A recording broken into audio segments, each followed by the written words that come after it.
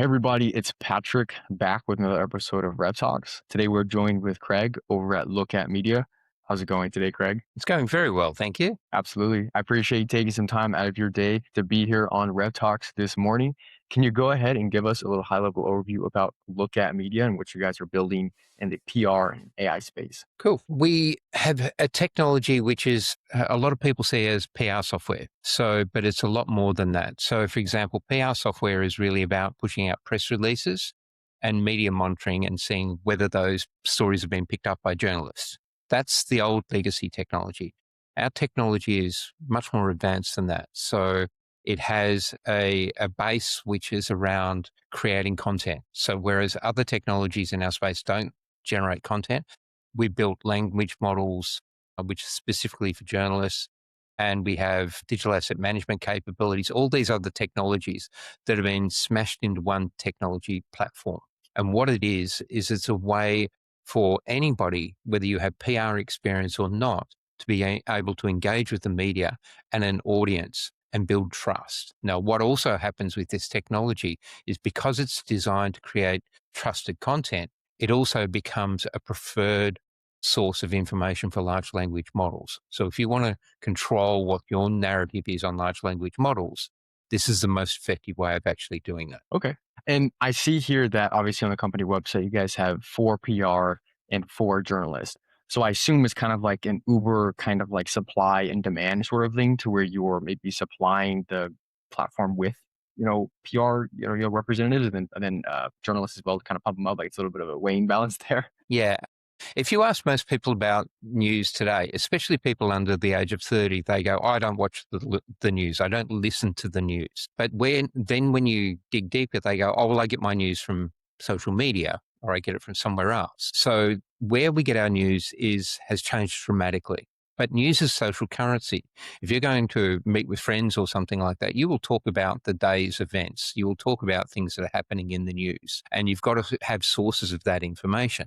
And they come from varied places nowadays. And what our technology does is push content out to all those sources. So whereas a couple of years ago, people were saying the media is dead, journalism is dead, it's not. It's reinvented itself.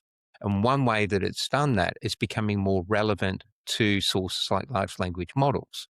So if you're under 30 in the US at the moment, you're doing at least half of you are doing all your searches through large language models. And the large language models need to source trusted information from somewhere. They're not getting it from a website. They're getting it predominantly from journalists and from earned media. So if you don't have a way of getting that information into large language models or to reaching out to journalists, then you're getting left behind. And that doesn't matter what size organization you have or not. Now, traditionally, that process is very expensive, but we've got a model where we can actually do it for an entry level for smaller business, which is $5 per user per day. Now, why we talk about journalists and PR is PR, their whole job is to get content published through journalists. So their target audience is journalists. So we did something quite different to all the legacy platforms. We started with the journalists and reverse engineered what they needed in an article and information to be able to publish something. And they've got a whole heap of protocols they go through. So we've made sure that everything that we do is designed to make the journalist's life easier. So we personalize the content. We pick them based on the subject matter.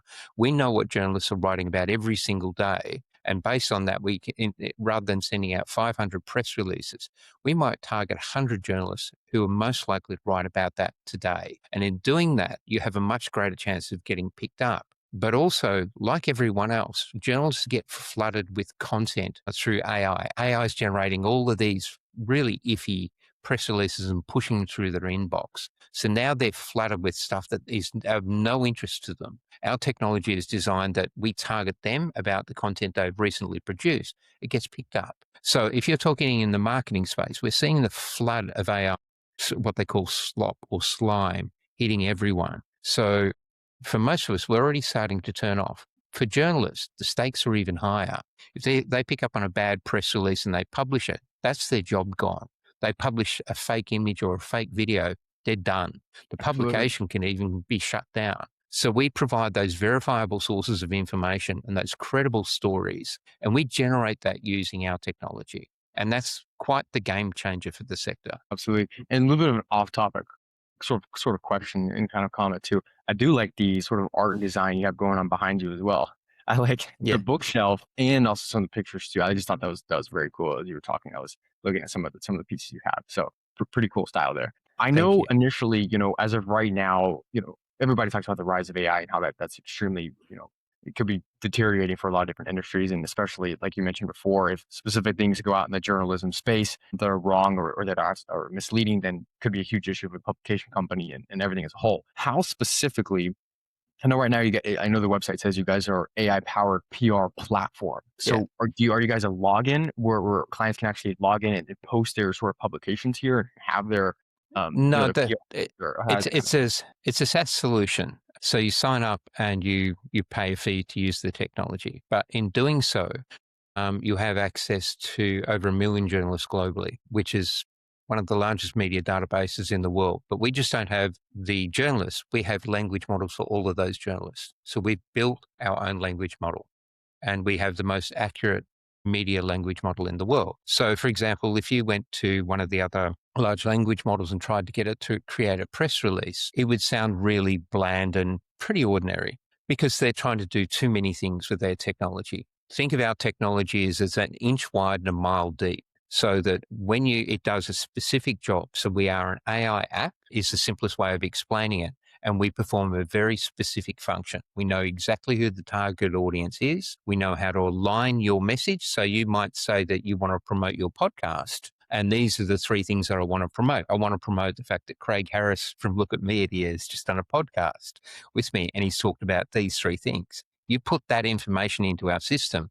At the back end, we spit out the press releases, press conference scripts. We do all the social media content to go with that as well. So we do the entire media pitch for you, which means that you don't have to really know who a journalist even is or the first thing about writing a press release to use this technology. So all of those companies who have said the technology is too expensive or I need to employ people to do this job, don't have to do any of those things anymore. It Okay. changes everything. So, but So here's the interesting thing is our approach is not about replacing people. It's about empowering people. So at the journalist end, we're providing content and information that will help journalists stay in their jobs and perform better.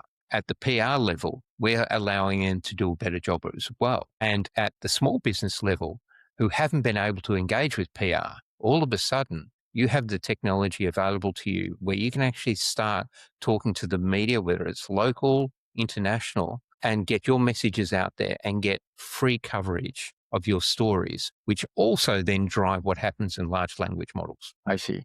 And so I guess your direct competitors are creative agencies. I'd probably say marketing agencies, I assume, because you guys Not, handle all the processing of that, or? not, not, not really. No. In fact, we're complementary.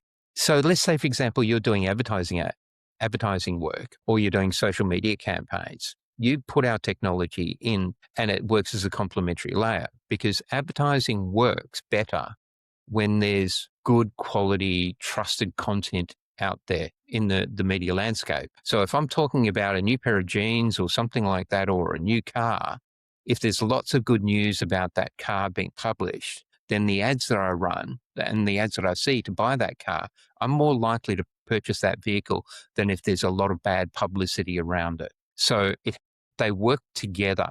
But in terms of these organizations, these tools are designed to enhance the capability of anyone who uses it. So we effectively upskill people. So you don't have to keep up with the media environment. We're doing that heavy lifting for you. And what we're looking for is strategy and creativity. You bring those to the table. We'll do all the techie, nerdy stuff for you and make it possible for you to get really creative and really inventive with how you use the technology. Absolutely. And what would it take for a company to pretty much kind of sign up with you guys? And what does kind of pricing look like for you guys as well? I know on the website you guys have a book a 15-minute call. You guys have a consultation, and then it kind of goes to how you guys can Sure. utilize the platform. We're, Or the current model is a tiered model. So it starts around $15,000 and goes up to enterprise level. But what we're introducing as of September for small businesses is a $5 per user day model. And the reason we've done that is it goes back to the core mission of what we're trying to do. You look around the world today, everybody is polarized on what they think about anything. whether water is healthy or not, or whether, who I should vote for, or whether something is good or bad. That's what drives us. The amount of information that is fake out in the world now is getting to a level where people can't distinguish what's true and what's not. And it's not that people will believe fake information. It's that the fact that they'll stop believing anything is the scary part. So our technology is designed to make it sure that those organizations or those groups of people who have something to say can actually get it out into the environment, start those conversations and engage with those conversations. So the general public are more informed and they're making better decisions on everything from who they vote to what they drink and what they wear based on real factual information. And so we're heading into a post-fact world. We're trying to bring it back to a point where everybody contributes information that helps us more informed and allows us to be more engaged in societies and the things that really matter to us and our families. Absolutely. And in terms of kind of tangibility on the back end when developing the software, do you guys have a team or you guys maybe a third party? You guys in house? What does that kind of look like Yeah. for you guys? That I designed the concept, the product before the technology was even available to build it. So we came up with the concept about 4 years ago, and it's taken us to recently to be able to complete that technology. And I've done something which is really unusual in terms of building out teams. When you're starting up a small business in the technology space, you have to have funds and treat it like it's a multi-billion dollar business from day one. Because it's not like opening a corner store and you can build up clients and you can build up walk by traffic. You're being judged on the same level as multi-billion dollar companies every day. And if you don't measure up, you won't get the clients. So to do that, you somehow have to figure out how to invest in this technology and build something that's tangible. Now, the normal model is you might have a startup and go and try and source funding. That's really, really hard, and it's getting progressively harder. So what we did is we did something different. We sought people out and we offered them what they term ESOP, where they earned equity by the work they put into the business. So they earn shares. And in doing so, we built out a team of about 30 experts and were able to launch into the US without spending very much money. And so now all of those people are shareholders in the business. And as the shares increase in value, they're the beneficiaries of that. And that makes us more credible to anybody who may want to invest in the business long term as well. So that was our shortcut, and that's how we did it. And we built Absolutely. one of the best internal AI development teams in the world by that practice, by promoting the fact that what our mission was, and then they all engage on that basis. Okay. And so that's Super a cool. different way of doing things, but for us, it's worked really effectively. Nice. So sharing the mission, having equity, and really just kind of selling on where this can actually go as well, and having people that are expert level is Yeah. super, super, Yeah, super cool. and I think being clear on your vision is the most important thing. Are you doing this just for money? Are you doing Yeah. this for a greater good? And don't fake it as well. Just be honest with yourself. What are you trying to do? And then once you figure out what what your vision is, I use things like LinkedIn as a way to build that entire Nice. group of people. And once I was able to have conversations with them and demonstrate the authentic who I was, my background, and also have conversations with them. And I've built up a great team, and they've then brought in other people as part of that process. Nice. So that's been instrumental to our success. Amazing. Amazing. Super cool. Super cool. Mm. And then once again, where can the audience actually find you guys at Look at Media? What's the company website? And then what is your LinkedIn too? You can go to LinkedIn and just look up Look at Media, and you'll find our sort of page there. But if you want to know a little bit more or even arrange a demo, you can go to lookatmedia.co. So CO, not .com. So lookatmedia.co and have a look, find the demo, book a demo page, and then just send us through a note and we'll set up a conversation with you. Absolutely. Well, super cool, Craig. I appreciate you spending some of your morning out here at RevTalks, and I hope you have a great rest of your morning as well. Thank you. My pleasure. Thanks, Patrick.